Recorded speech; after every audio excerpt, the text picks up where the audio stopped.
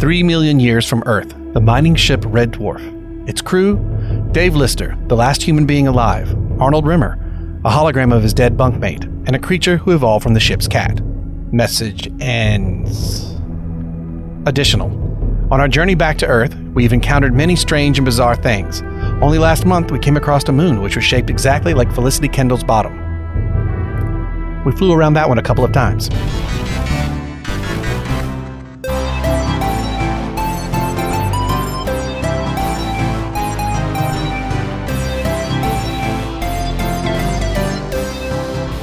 What's up, Smegheads? And welcome to Series 2, Episode 4 of Thanks for the Memory, a Red Dwarf podcast, and probably my favorite intro that I've had to read, where we rewatch every episode of the BBC comedy show Red Dwarf and discuss them. As always, I am your dwarfer, Blake, over in the good old USA, and I'm here with my buddy Lee. Hello! You have no idea who Felicity Kendall is, do you, Blake? Not at all. Not at all. I mean, I only have the most passing knowledge of her. So my biggest knowledge of Felicity Kendall, she was in a classic British sitcom with Richard Pryor called The Good Life. And it was about a couple who decided to, like the late 70s, early 80s, live off the grid. So they had no electricity, they grew all their own food and kept chickens and... I think I'm vaguely familiar with that concept. And it ran for a long time. And she was one of those where, for some reason, I don't know whether they do this in the US, but every year they do a Rear of the Year competition. You know, they still live in a world where apparently it's not too sexist to rate people's bottoms and give someone the Rear of the Year. And she won that quite a few years, apparently. So here's the question. Is the one that they buried Lisa Yates's memory on in the previous episode, is that the moon or the planetoid that's shaped? I mean, it like might have been. Because that was my first thought when I watched it on my second go. I was like, I wonder if. Quite possibly. So this episode is an interesting one to follow up. You know what? Do the synopsis, because I think this is an interesting one to have back to back with the one we just watched. Definitely right. So the episode we are talking about today is the 4th episode of Series 2. And by the way, Blake, I like the fact that we both used series for the entire of the last episode, and now it seems to be natural. And as I said, Victory. It is episode 4. It is Stasis Leak, which originally aired in the UK on September 27th, 1988.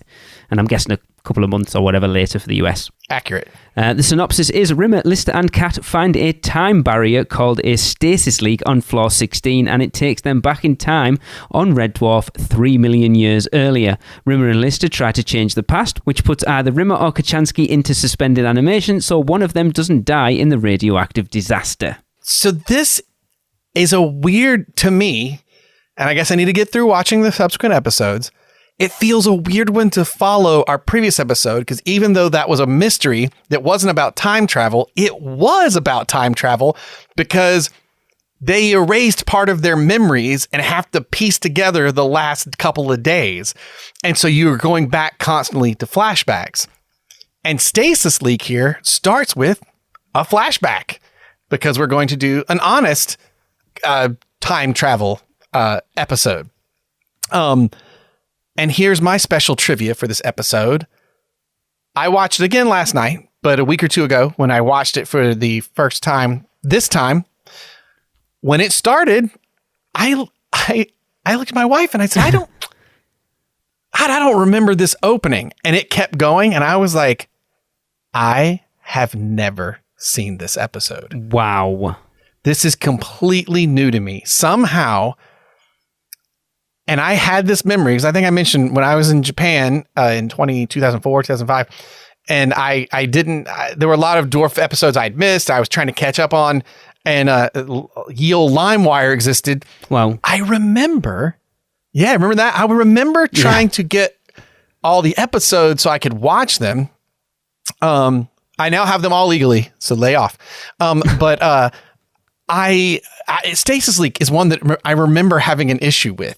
But I think I just assumed I'd probably surely seen it once, at least in its airings on PBS. That's how most of them have been for me. At that point, I think I'd seen everything but season 7. It was out at that time, but that was like the only stuff that was new to me. But this episode started and it kept playing. I realized I have never seen this episode. I had no memory that we got to go back to Red Dwarf proper in its original timeline and see some of the original cast floating around up there. This was a delight for me because while it has, in some instances, each episode we've watched felt like, hey, I get to watch this again for the first time. It feels like truly this was a first time episode for me. It was wild to watch, and just, I will say the second viewing, I probably took more in because the first one I kept trying to rectify in my brain the first half hour why I didn't remember stuff until I realized I've just never seen this. And that's weird because I'm pretty sure I think there's a feature length thing came out at some point that I haven't seen, but as far as numbered seasonal episodes, I don't think there's an episode I haven't seen. I'd be very surprised if there is. I thought I'd seen everything at least through 7, but I had definitely not seen this. So I just want to jump in, quickly, Blake, just because before we get too far away from it, a bit of trivia at this point. So in the original version of this episode, during Holly's opening spiel, he mentions about the moon being shaped like Felicity Kendall's bottom. Well, in the remastered version, it was changed to Marilyn Monroe's bottom. As Felicity Kendall won, as I said, in 1981 in the United Kingdom, Rear of the Year, which may have been the reference to the crew flying around her moon-shaped bottom several times. Oh, man, I love that because what you've let me know, because I had questions since we had that one song that was different from the UK version to the one we had, was I wanted to know if I was getting a more original version and not the remaster, because I'm just getting it through like iTunes or Apple right now. So I'm glad to know, because I definitely had Felicity Kendall in mind. It was not Marilyn Monroe, which is funny because Marilyn Monroe would have made sense only because her posters are continually everywhere, or like in Better Than Life, she actually shows up in the show. So it would have made total sense. Yeah. So can you explain to me, like, because I'm a little confused, and I don't know if this is something I was saying. What is a stasis leak? So I've got this down right in my notes. So I did it. The note is entitled Holly versus Todd Hunter. So Holly is supposed to be the state-of-the-art AI computer system, like best ever built. And you go back to the first episode of Series 1 when Todd Hunter explains what the stasis room is to Lister, sorry. And it's like about a quantum mass, as you know, quantum mass in time, but not in space. So he explains it so intricately, right? Holly, on the other hand, well, what it is there's stasis. And when there's a leak in stasis, therefore a stasis leak. That's how he explains it. This 6,000 IQ computer. And yet... What does he say? It's not that high. It's only like 12,000 parking attendants? Yes. Yeah. Like, and Rimmer totally calls him out on it. Like, this thing is completely worthless. It's one of the first times that they really really done that. This episode starts out in black and white because we get a total flashback to an incident where Lister had given psychedelic mushrooms to Rimmer, and they're in Captain Hollister's office, getting in getting in a ton of trouble as he is in his way overly reporting exactly what Lister has done, and the fact that you find out that like Rimmer runs out naked, high on the mushrooms, and fights 2 officers that he thinks are giraffes that are armed and there to fight or whatever. So I'm going to get straight to my standout character of the episode. Okay. My standout character of the episode is Captain Hollister. I just love him so much. I had never seen this episode, so I was just excited to get more of him. As a kid, when he'd pop up, and I was like, hey, there's an American guy. There's hope. One day I could be in a show like Red Dwarf. Like, that was like my thought. And he is great in this episode. And while we get to see him, it's wild to me. I've never seen this episode because this is what I imagined him to be more like. I guess he just kind of embodied this sort of thing. But I feel like we've all had this kind of manager at some point in our life that Captain Hollister is playing. And it's this guy that is affable enough that you almost like, but then you're not quite sure if he really does know. He's either really confident and you should relax because he does know what he's doing, or maybe he doesn't care enough and it's kind of scary. He's running things. And I'm not quite sure which it is. But he seems to be quite lenient in the end, doesn't he? Yes. And I forgot, I watched the special edition of Aliens. Can't get away from Aliens, 2 episodes in a row. And I forget that when you watch the special edition where you actually see the Hadley's Hope facility that the Marines go to, that he plays. Yes. I'm just going to say Captain Hollister running that facility because that's just what it comes across as to me when I see him. And is it even his donut they find later? It's not in the theatrical cut, so you have to watch the special edition. We actually get version, to see the Shake and Bake colony. There's another reference to Shake and Bake from the last episode. There you go. And it looks like he literally walked off the set of Red Dwarf, or that well, I guess Aliens, that was filmed too soon. So I wonder if he was living in the UK and they were like, hey, I did this thing that never made it into the movie. There's this American guy, get him. Because it just is weird to me. It just feels like it's the same character, walking over to. And there's been alien references we've mentioned in the shows. And I'd kind of forgotten about Captain Hollister actually being cast and doing work in Aliens before. But love him. So he's my shout out. Okay. Because we don't get him but so much for a while. So interesting. I did want to bring, so this is the perfect time. Obviously he gives Rimmer and Lister PD, which I'm guessing stands for painting duty. Yeah, I've heard military, I was always on PK, that's like the kitchen duty. What did he call? Oh, paint PB. PD? Is that what he called it? Yeah, PD. Maybe just painting duty. That's what I assumed. So then that leads us to an email we got. A good friend of mine, Mr. Craig Lucas, and he said, "Hi boys, the intro to Red Dwarf fills me with terror. A close-up of an astronaut clinging to the hull of Red Dwarf, painting an F red. Is the astronaut Dave Lister? It kind of looks like him. Then it pans out and the letters of the Red Dwarf are huge. Pan out and continues and the letters are tiny on the biggest spaceship in the history of the universe. Then there's the universe, stretching on for infinity, and the astronaut, that poor astronaut. How did he feel painting that letter F? Did he just focus on the job, or did he have a minute and look around realizing he's 3 million light years from Earth and just scream for eternity? One of the greatest intros in the history of TV. Kindest regards, Craig Lucas." And I think that we got an answer. I guess that is Lister painting the ship, or Rimmer, one of the two.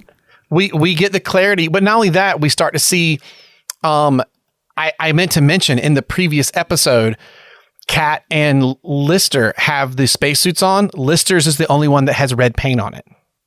Oh, okay. So if you go ahead, thanks for the Rimmer memory. has green. You'll notice there's red paint on Rimmer's.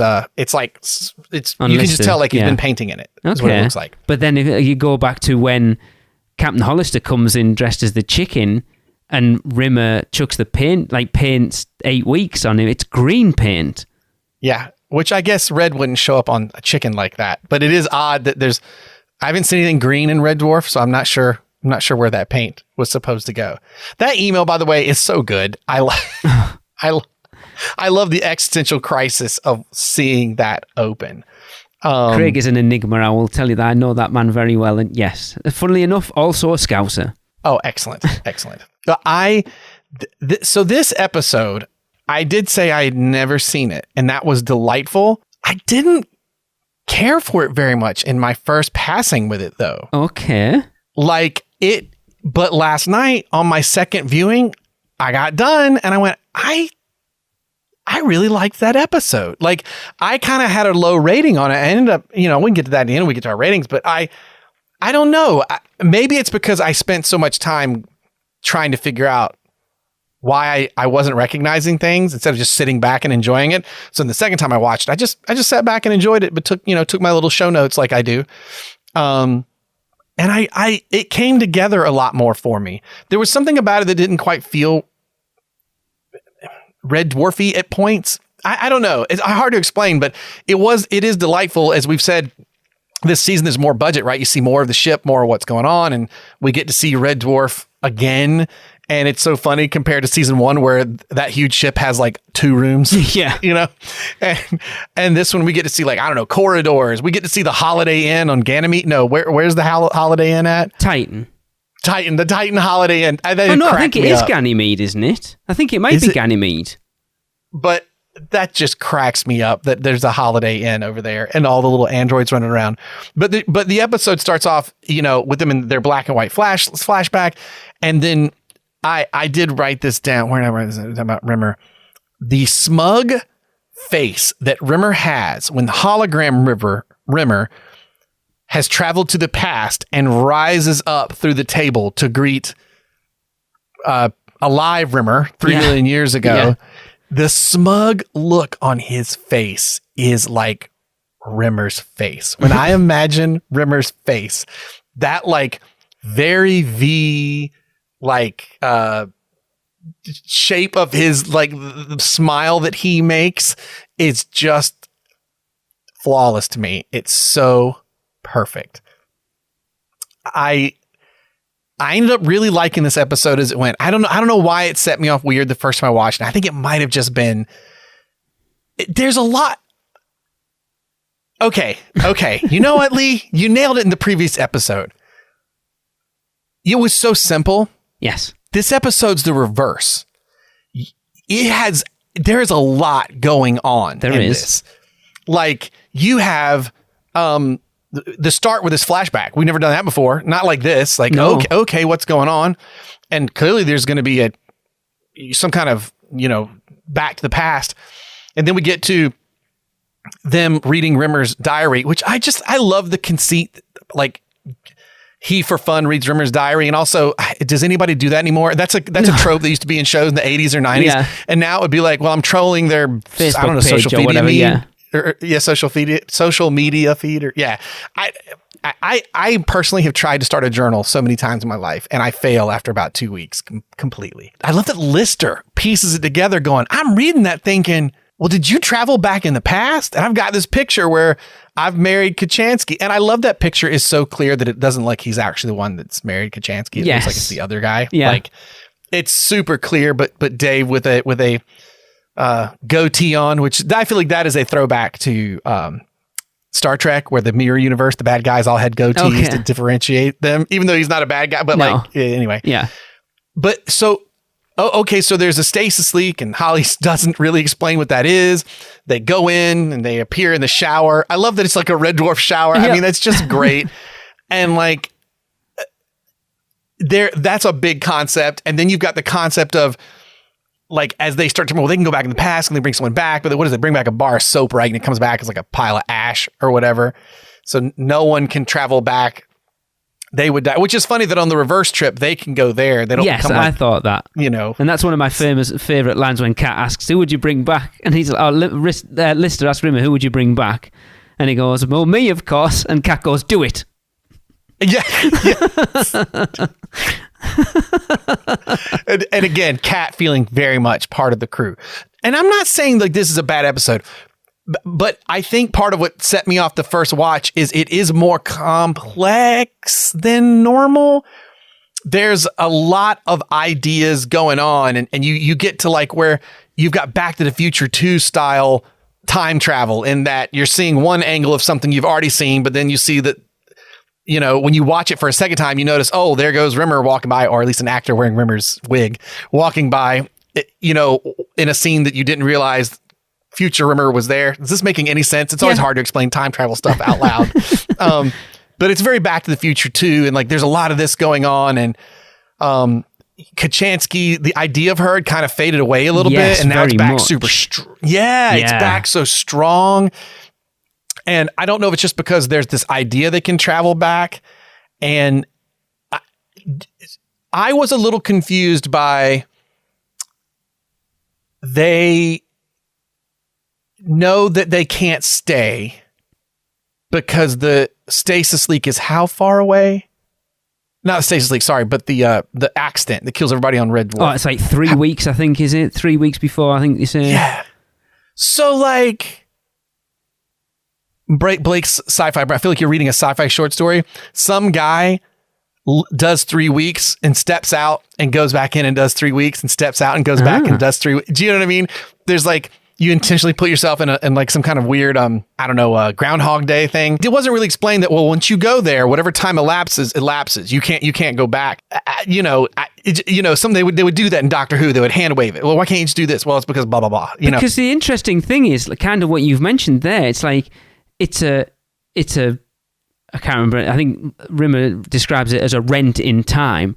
But when they step out of it, surely that stasis leak is a leak into a specific time.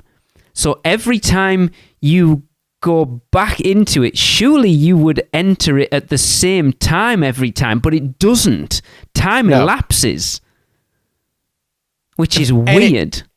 It keeps moving forward, but nothing's really said about it. Like, hey, wait a minute, that's a different guy than when I came in last time. Yeah. Oh no, so it must be when we go there, whatever time goes by, we go back to that same point. Yeah, so basically from the point we enter, that's when we're part of it, and time moves forward from that point if we come and go.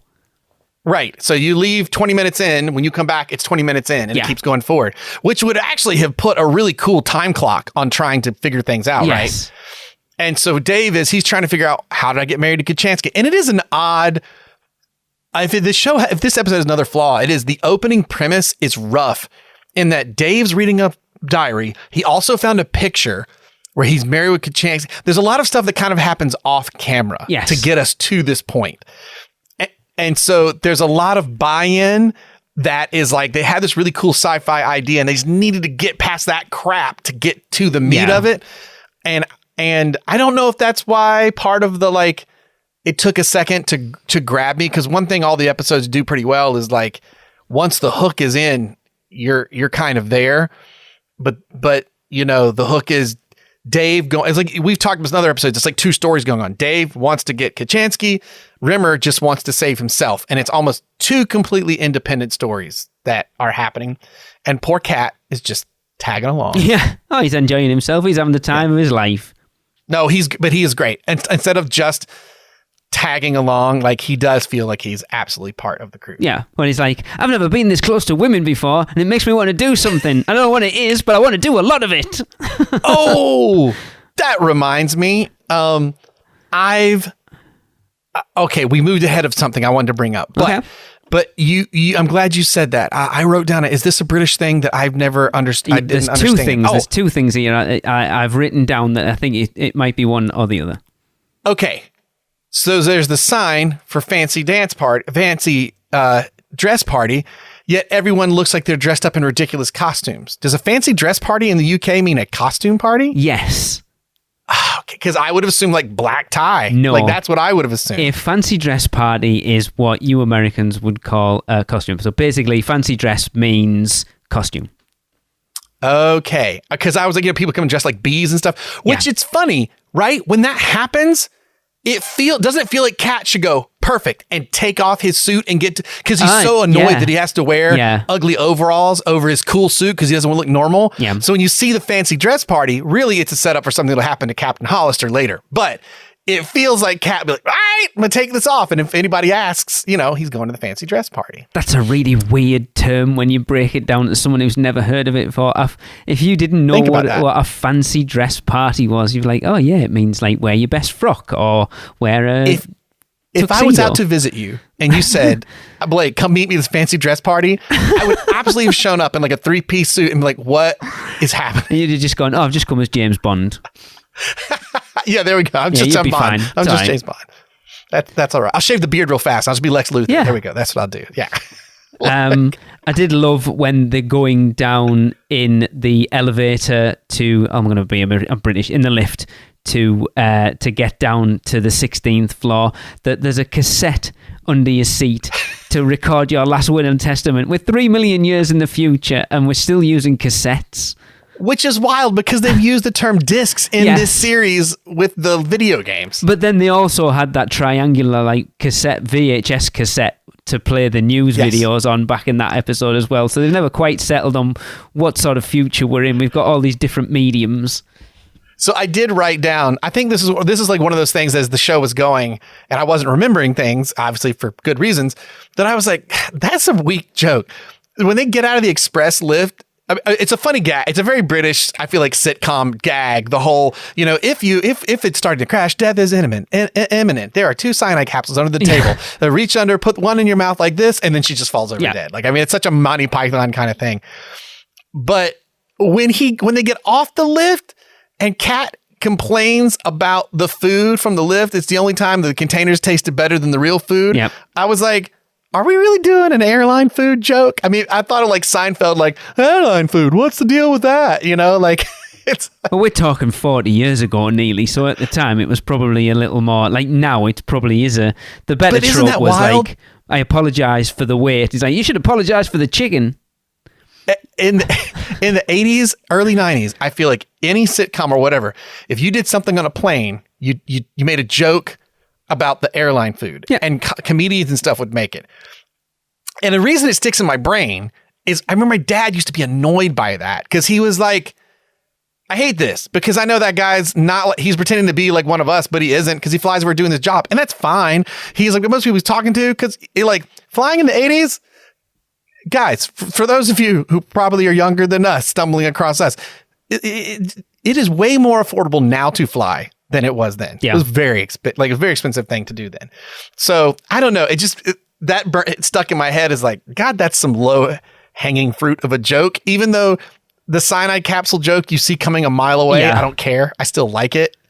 I don't know. It just struck me as odd. It seemed, you know what? It was a very pedestrian sitcom joke compared to the normal stuff. Yeah. Either the jokes are kind of like weirdly highbrow in a lowbrow way or just well done slapstick. And this was like you could have cut that line. Wouldn't have mattered. Probably not. Just moving on. And then it's weird that so in the trivia I've put, we find out in this episode that Red Dwarf has at least 2,500 decks. So I'm assuming the numbers go down. Would have to if they're going to 16th. Which is weird. Or is it? I don't know. Well, I mean, in a building, you do that, right? You from first floor to up. Oh, yeah, I guess. I wrote too, and I think you might have had it in our trivia, but I said in the previous episode for a segue, we find our time frame out. And I went, oh, and I didn't notice it the first time I watched it.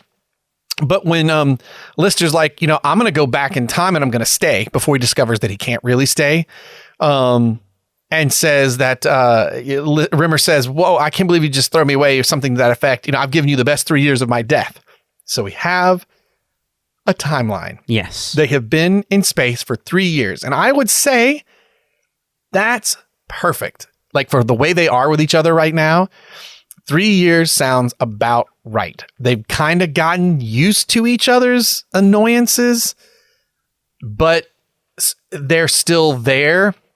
It's like acceptance of the situation, if that makes any sense, So it's interesting to actually finally get a timeline. Also, I believe the year is, Rimmer says, complaining about Captain Hollister, Captain Fat Bastard 2044, or winner of Captain Fat Bastard 2044. So does that mean normal, like pre getting locked into stasis, it's a 2044? Is that when the Jupiter Mining Company has the Red Dwarf floating out there? Maybe, because I'm trying to... When they go through the stasis leak for the first time and Lister sees Peterson, I'm sure there's a sign somewhere that says 2077. I might be wrong, but I'm sure... that would make more sense to me because it feels like it should be very far in the future. But he does say that. I had to rewind it and listen to it again. I mean, it's kind of a throwaway joke, but still. Yeah. It just stuck in my head. Yeah. But I'm sure there was a sign somewhere. It might have been on the sign for the fancy dress party or something. I'm sure I saw like a digital calendar, something, but I didn't pay that much. I'm sure it said 2077. It does say on the fandom, the wiki fandom, this is the term refers to... Fat Bastard 2044, it's Captain Hollister. So it does say like that's a time in there. I'm a little confused about what time it actually is. Yeah, that doesn't necessarily need to have been that year. Well, that's true. It could be something else. But I love that, like, probably we're definitely thinking about it way more than anybody else yes. is. That anyone writing the show did. Yeah, they didn't think about it that much at all. As they said, like, good catch, Blake. You pat me on the head. There was good job. I can't even remember what it was. Another, I'm sure you don't know what it is, where Rimmer says something about how unlucky he is, or it was listed, I can't remember which one it was specifically. He said, I'm probably the only person that got a topic bar without a single hazelnut in it. Do you know what a topic bar is, Blake? So is that like a Toblerone or like a Heath bar? So it's I haven't had one in a very, very long time. So I asked my wife Tracy, and she was like, it's basically a Snickers but with whole hazelnuts in the top of it rather than peanuts. That actually sounds better to me. Oh no, I love Snickers. I would love that. Your candy is so much better than ours, Lee. Don't go. Oh, I know, because we know how to make chocolate. Yeah, it's definitely better. Yes. Don't get By Tracy. far. If you ever see, next time you see Tracy, don't bring up Hershey's. She hates Hershey's chocolate with a passion. Well, she and I can have a whole conversation. I used to live in a town in Pennsylvania Hershey. with a chocolate shop. Nope, not in Hershey. It was Lidditz, Pennsylvania, and Wilbur's Chocolates there. They had been in lawsuits since the 1800s against Hershey because they had the Wilbur's Bud that they said predated the Hershey Kiss. Okay. And if I sent you their stuff, you'd be like, oh, that's real chocolate. It's delicious. And in that little town, everyone's like, screw off, Hershey. we have Wilbur's Chocolates here. It's now owned by a Dutch company, which was very sweet. I was there for the World Cup. I lived there when it was the Netherlands against Spain, maybe. And they all came out in their orange outfits and little wooden shoes from the factory and watched the World Cup with us at a British pub owned by a Liverpudlian in Lidditz, Pennsylvania. See, that's delightful. It all ties in. Yeah, it was delightful. Bull's Head Inn. Very, very, very wonderful pub over in Lidditz, Pennsylvania. But yes, that's what a topic bar is. I might have to get one. I'm going to get one this weekend, just because I haven't had one forever.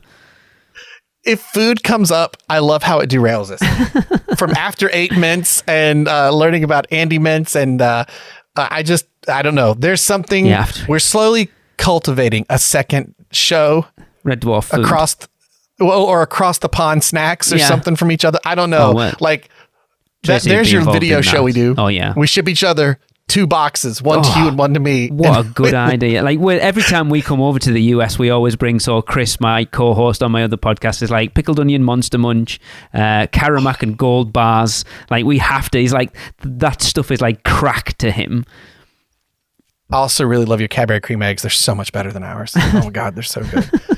Used to be a pie shop near me run by a guy who was a big Spurs fan. Ugh. He would always give me crap. And he would always import and bring in a bunch of Cadbury cream. Oh my God, I'm just hungry now. Oh my goodness, what have I done to myself? Let's get ourselves back on track. All right. So Rimmer wants to he wants to save himself. Yep.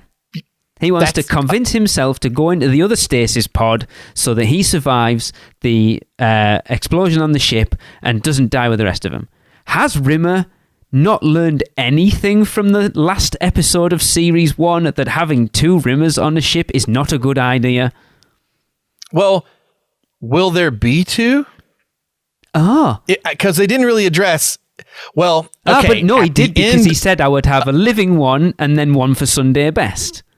Well, and I do feel like, because there's the idea of like, which kind of time travel story is this? Is this like Back to the Future, where if you change it there, it's changed in your timeline? Yes. Or is it branching timelines? Which I would say the very end of the episode sets us up for a Marvel Studios style multiverse. Like every time you do something, you've created a new branch, right?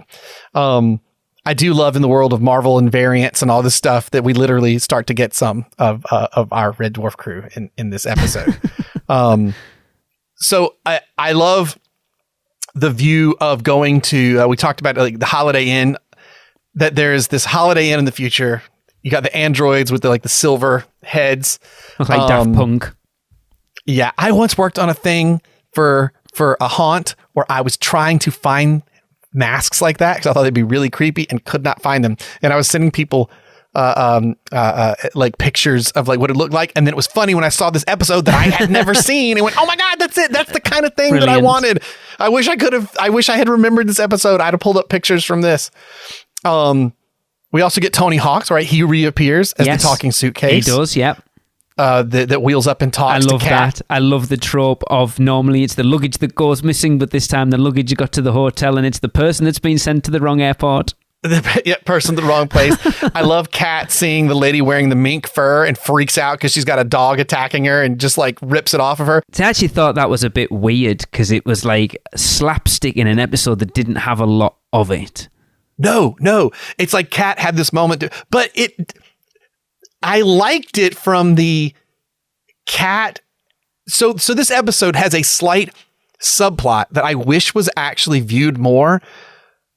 Because instead, since Kat is sort of on the side, Kat is seeing the world for the first time. True. Oh, yeah. He's never seen, I'm around women and I don't know what to do with myself. Yeah. And then he sees, the mink coat or mink fur on the lady's neck. Like, and then like coming in and there's food service and stuff. Like he's just a hotel. True. He's never been in a hotel. Yes. Right. So he's experiencing all this stuff that I kind of wish. My big note for this episode, again, there's a lot going on. I would add one more thing. I would love to see Kat like, I don't want to leave. What's this? Like it's just so cool to me that's a thing to go down. It's like sometimes the way the show forgets how the hologram works. Sometimes they forget Kat is from a cat that has only ever been on the Red Dwarf. He should be kind of freaking out, I feel like. But, yes. Yeah, I've never considered that. But we get that. I mean, I guess that's your moment, like to do that. It is weird, that scene, right? Before it starts and you see Dave Lister sitting on the counter of the Holiday Inn talking to the lady. And you can hear him because he's like spelling, it's Kachansky, Koch. Oh, and it's far back. Yeah. But it feels like something you'd want to see up close. It's such a weird, again, he's being a slob, but somehow charming thing. And of course gets to Kachansky's door to find out that she is already married. Is that normal, leaving the shoes outside of the door? In a hotel? I don't know. I saw that and went, that can't be a British thing, is it? I've never seen my leave their shoes outside. Never done it before. That was weird. And then Kachansky comes out. Actual Kachansky. Claire Grogan. Because I was curious how many more times we get to see her. I know we at least see her one more time in a video you said, message. Yeah. But I think I'd said to you in a previous episode, is that it? We don't see her anymore. And the reason I said that is because I've never seen this episode. Yeah. So I did not realize that she came back. I'd forgotten she was in this episode. And of course, she walks in, or she comes out, says, "Oh, it's you. Come on in." And Dave doesn't want to go in, but the cat rushes in, and Dave basically meets his future self. 5 years in the future, he goes back and does marry her. I'm wondering, I've wrote this down, and I don't, like I said, once we get past this series, my memory of these episodes is very thin on the ground. I wonder if, because he says, "Oh, go back to Red Dwarf, wait 5 years, and then you come." I wonder if we see that payoff. I don't remember. I'll be disappointed if we don't. So, the waiting for Kachansky for 5 years. This is my notes. I just like when our brains work the same. ... Did that ever happen? Or is this a parallel universe? Did this actually happen in the show? And I don't want to look it up. No. Because I'm enjoying encountering these for the first time again, or in this case, the first time. We have talked about it before. She will show back up again in this show, but it's in a different variation. So that doesn't really matter to this. The multiverse version. But based on the end of the episode where we get current Dave asleep on the ship, well, not current, past Dave, I guess I should say, our current Dave, then future Dave who married Kachansky, as well as we end up seeing future or our Rimmer and then a future Rimmer who's with that Dave. Yep. And you start to see these multiple versions. I love where he just pops up. Now this is going to get a little bit more complicated. And so to me, I go, oh, well, maybe it does happen, but it might not happen to our Dave. See, I would love to have seen that episode where we see it from future listed, from the double future. I would love to see that episode from their perspective. Can we do a GoFundMe for some digital de-aging technology? That would be amazing.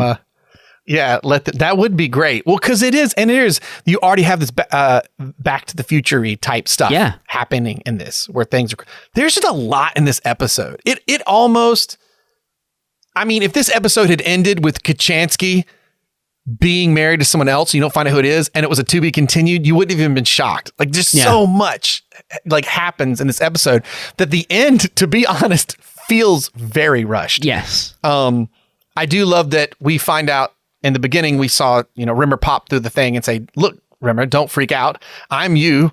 From, here to save you. In 3 million years, you'll be dead. I love that. Will I? Well, yeah, but our Rimmer says it so matter-of-factly. Yes. But it not realizing from his perspective, it doesn't sound weird, but from past Rimmer's perspective, it's like, you're kidding? I'm dead in 3 million years. What a surprise. I think this is one of the things that on my second viewing resold the show for me in a better way.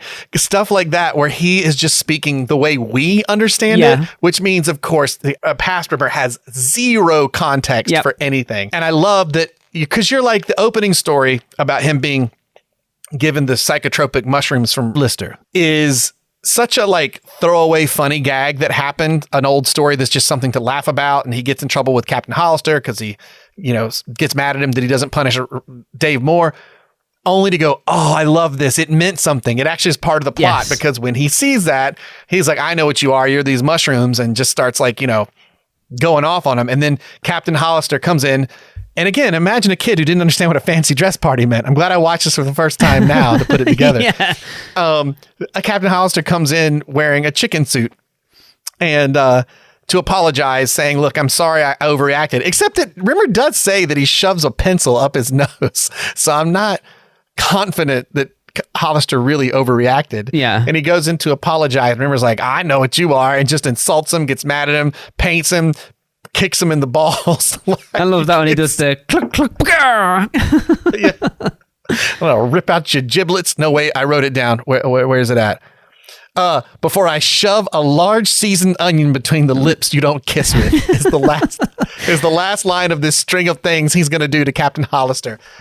That is one of those quintessential Rimmer insults or overly wordy. I friggin' love. Yeah, it's so Rimmer. Like between the lips you don't kiss with. Oh God, so good. And again, being a kid in the U.S., seeing this for the first time, especially very rural U.S. where I was from, you just didn't hear stuff like that. I know I didn't get to hear this as a kid, but lines like that are in other episodes just like blew my mind. Like, there's a whole world of comedy I didn't even know existed. It's funny, one of the things I've wrote down on my notes here is like we've talked about the episodes kind of building things for the future, but now being 10 episodes in, you could kind of put these episodes in any order, really. Yes. Apart from little specific things like we said about them referencing the fact that 3 years has passed since whatever, and it's been like a year since they met Creighton. Other than that, I think you could genuinely put any of these episodes, other than obviously 5 and 6 from series 1, because they're back to back. You'd have to class them as one, but put them in any order, and I don't think they would feel out of place. No, apart from I the mean, first other one, than obviously. Visually. But but as far as the story that's happening, no, I agree. In fact, in some weird way, this would almost be better earlier because you're back with the original cast of the whole ship, And I think it's why I had a tough time talking to you about in our previous pod. My brain kept leaping to moments in this episode because in some ways, as I said, the previous one, even though it was not a murder mystery, but a mystery, but it was a mystery about missing time and going back into flashbacks. My brain kept going to this episode. It's an odd one to put back to back in a world where back in the day, obviously you had to watch it a week apart. Yeah. To be able to stream them back to back, I'm not confident I would have placed these episodes in the order that I placed them. You know what, Lee? That'll be a fun new thing. When we get to the end of this season, let's suggest what you think would be a better alternate order. And okay. I'll see everyone, because this is the first. I agree with you that like you can rearrange, but I do feel like these two back to back feel a little odd. But again, They do. that's in 2024 where we have the ability to Yes. string them like this, to be completely fair. Because how much I said in the last episode that I like that trope of seeing the aftermath and then finding out how we get there. I'm also a big fan of the storytelling of showing the same scene from multiple perspectives, and you get some of that in here. So like at the Tarantino beginning, style, you mean? yeah. So like when you see the beginning when you're with past Lister and Rimmer when they're walking down the corridor talking about getting the PD and stuff, and they shouldn't have had it, and then future Rimmer walks past her like, excuse me, and then you see that later from his point of view. I'm a big fan of that, and there's quite a few times that happens in here where you see the same scene but from different perspectives. I love that. But they do feel very similar episodes, and we said that on the last episode. They do feel, for all they're not the same, they do feel story-wise similar. They do. When you watch them back to back. Yeah, they feel an odd pairing. So I can't wait to get through the next few. I know the next one's very different. Yes. But to get through them, and I don't know, we should suggest an alternate order at the end of episode 6's show, and we should see how close we are to each other. For just this series or the first 2 series? Let's just do I said let's just do this one. Okay. Because sometimes it's a little hard to think about it because you'd have to imagine series 1 would need to look visually more like 2. Yes, and that's what I mean? bigger difference, isn't it? Yeah. Yeah. But definitely I feel like there's an alternate order to this one. I don't know if that's going to happen again in subsequent seasons, but definitely for sure. Sorry, series. I've been pretty good up until now. You series. have. Oh, you let yourself down, Blake. Oh, another great cat being buddies moment. Lister walks out knowing that his future could be better, but he came to get Kachansky and couldn't, and he's bummed out. And then Cat pulls the champagne bottle out of his coat, and it's such a like, I got you, bro moment. I just love it because you've kind of seen Lister do this for the cat, but you really haven't seen Cat do that for his buddy Lister yet. And I love that because it just, I don't know. It felt good to me. And I was like, the boys from the dwarf, it's starting to happen, like I flippin' dig that, He was like, I know you're bummed out, but he's a big you to that other guy. And it just will further set up the thing that the further time goes, the more Rimmer's like, I'm still just this guy on the outside. Like, even though we talked about Cat feeling like this guy on the outside, it's starting to set up more how Rimmer is, like the guy on the outside. Yeah. Oh my God, there's so many. When we finished these, it was so hard not to go to the next episode. Like last night I looked at I was like, I gotta stop. I like to wait until I do record before I move on to the next one so like we could talk about it. But I just friggin' love this show, which is funny because I've said this episode sat weird with me a little bit, but I just love it. You ever heard, the phrase, something's better than the sum of its parts? Yes. I apologize. I might be pushing us to the rating faster than you intend to get. That's there. okay. Am I doing that? No, I think we're all right. I think this is the reverse. It's a lot of really good parts that it doesn't quite snap together to me. Okay. And I think it might be just because there's a lot going on. And I think where that really hits home, the end is kind of weak. It is a funny gag that all these alternate versions of our characters show up. Yeah. And then you have Rimmer from the past just be like, everyone quiet! And it ends. Yeah. And it's like, oh, that is not... There's a famous interview talking to the Monty Python crew, and they're like, I can't remember if it's talking to them or someone who's like kind of talking about their work. So forgive me, I'm paraphrasing, but it's like the thing that people don't realize about Monty Python when comedians have tried to emulate it, they actually don't do punchlines. They actually end it before the punchline almost. Yeah. Like kind of like the end of the Holy Grail. it ends before the climax. It just ends, right? But then that was a budgetary thing, wasn't it? Yes, which they made part of the whole thing. But their sketches kind of like, some of them have a button, sometimes they don't. And there's something to this one where, I don't know, the journey is kind of fun, but it's a smacking garbage pod, which is still probably one of the best buttons the show has without a doubt. But it's a really weak, it's not funny. It's like, the moment it's funny. It's like, they had this great premise and then got to the end and went, don't really know how to end it. Yes. Like if Rimmer with the mustache had popped up and said, this is about to get a lot more complicated, but I'm the Rimmer from the future that Dave does. And end it there. And then if you just had like regular Rimmer just pass back out, or like pull his little thermometer out and look at it and then just fall out, that almost would have been better than him like getting attention of everyone and then screaming. It just, I don't know. Or even just like you say, I'm the Rimmer from the double future. Now things are going to get really weird because I'm the Rimmer from the double future. I'm the Rimmer that's with the Lister that married Kachansky, and then just end it there. Yeah. That would have been funny because you'd have been like, oh my God. If I were to do one more, if I may, be so bold to Doug Grant and Rob Naylor. Rob Grant and Doug Naylor. I do that backwards a lot.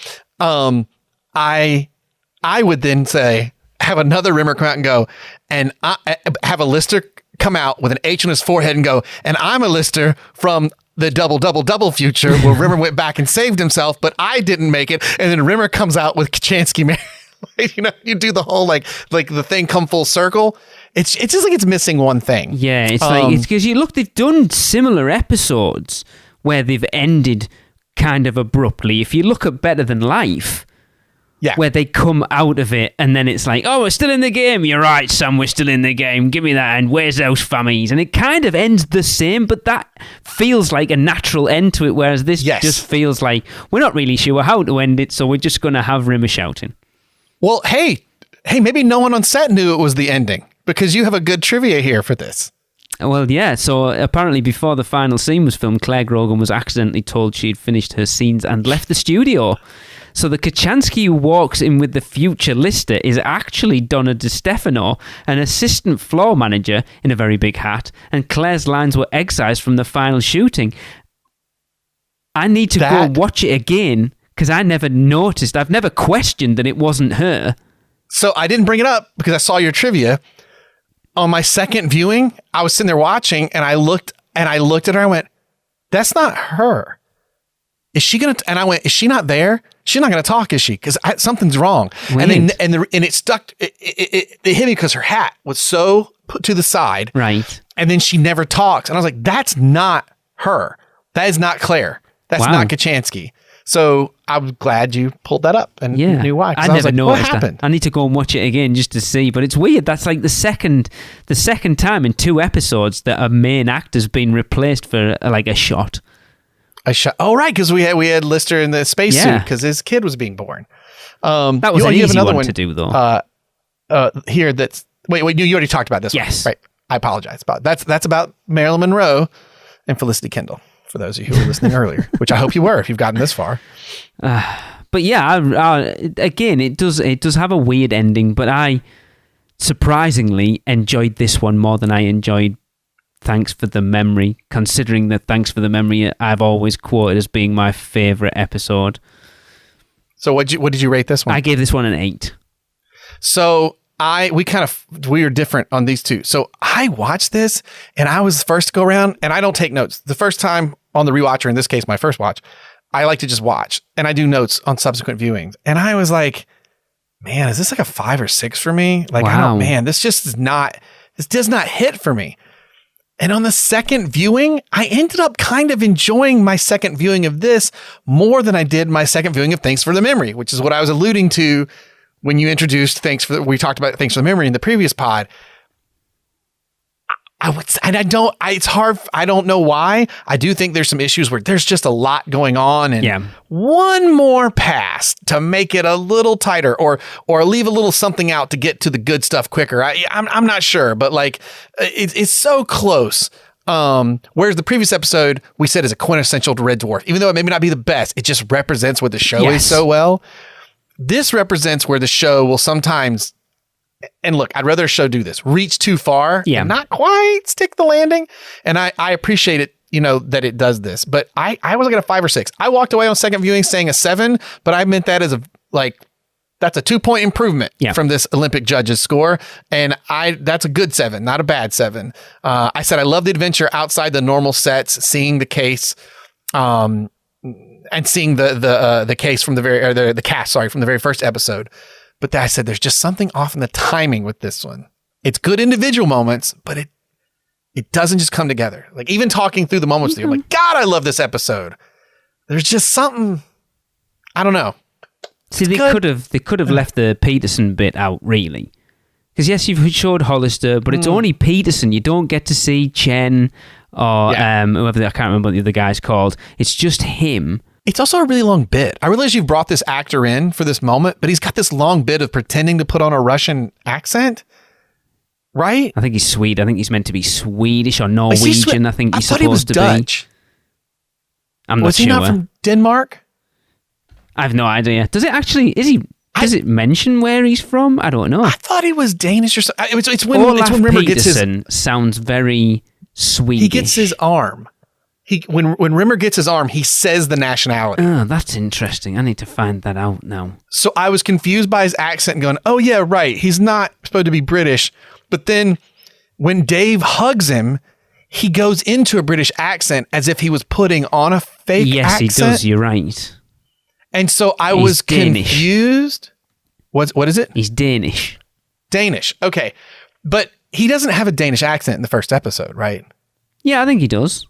Does he? Yeah, I think so. Okay. He's definitely doing a vague European accent. Yeah, it's very somewhere in Europe, what he starts off with in this one. But you're right, though. It's like a long bit to just basically... Yeah, have them have a moment together. Yeah, and he doesn't really do any... it would have been cool if Peterson became part of it somehow, but he isn't. He doesn't become part of the story. It's cool to see him. It's a very long bit that doesn't go anywhere. You feel like you've brought him in, you've got this guy, let's do something. Or is it just a matter of, well, Dave sees his old friend, so he needs to see him before he can go do the other stuff, but he's so concerned with Kachansky that it doesn't... Yeah. And the scene almost comes off like, wait, when does this take place? Is this before he met Peterson? And then they're like, oh, no, they do know each other. Because it's Peterson is playing up that he doesn't know him to these girls. Yeah.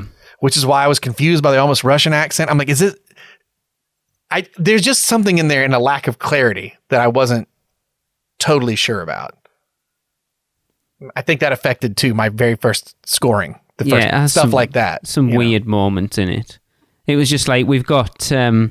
Weasley back in, so we need to give him a bit of screen time.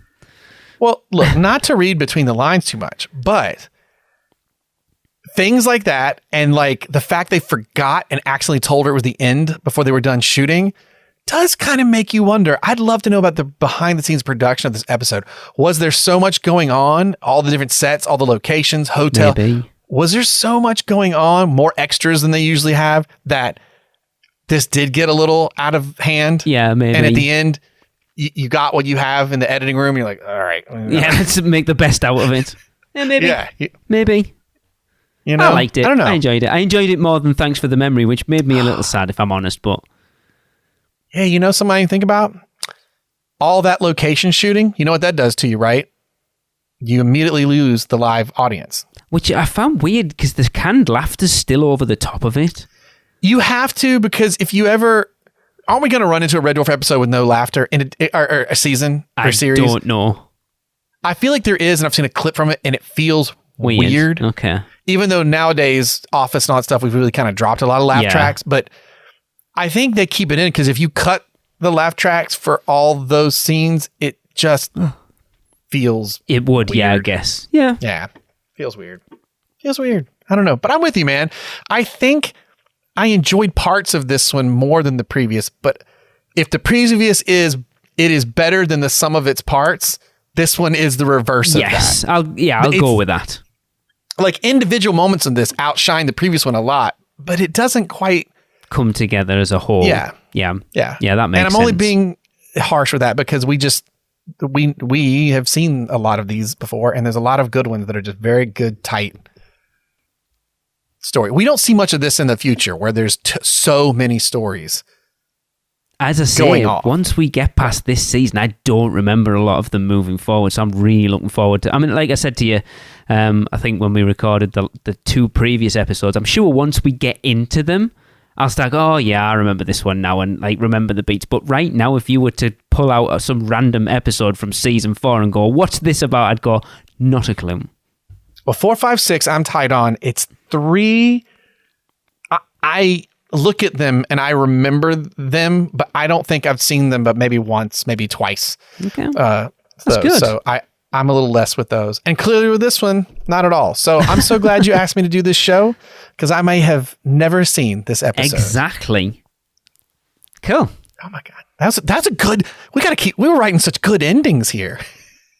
It's like we rehearsed this. We don't.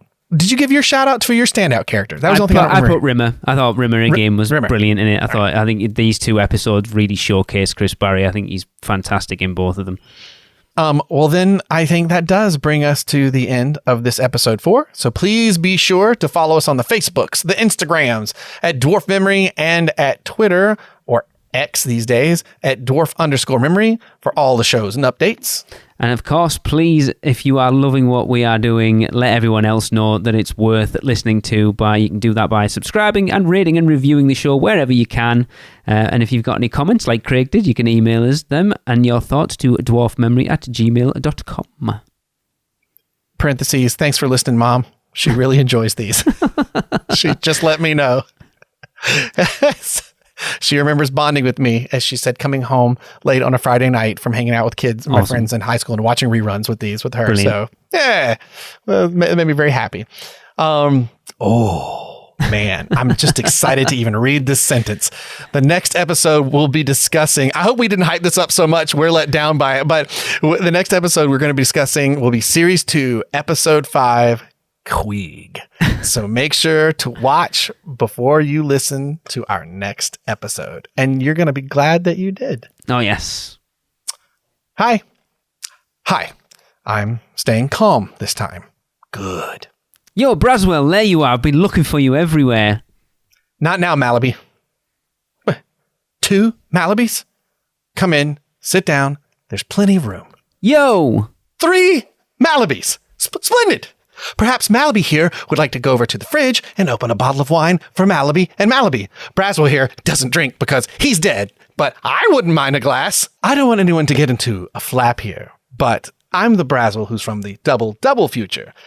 I'm the Braswell who's from the Malaby who married Kachansky's future. Now, from this point on, things get a little bit confusing. Please, before anyone says anything else, I'd just like to make a little speech. Go away!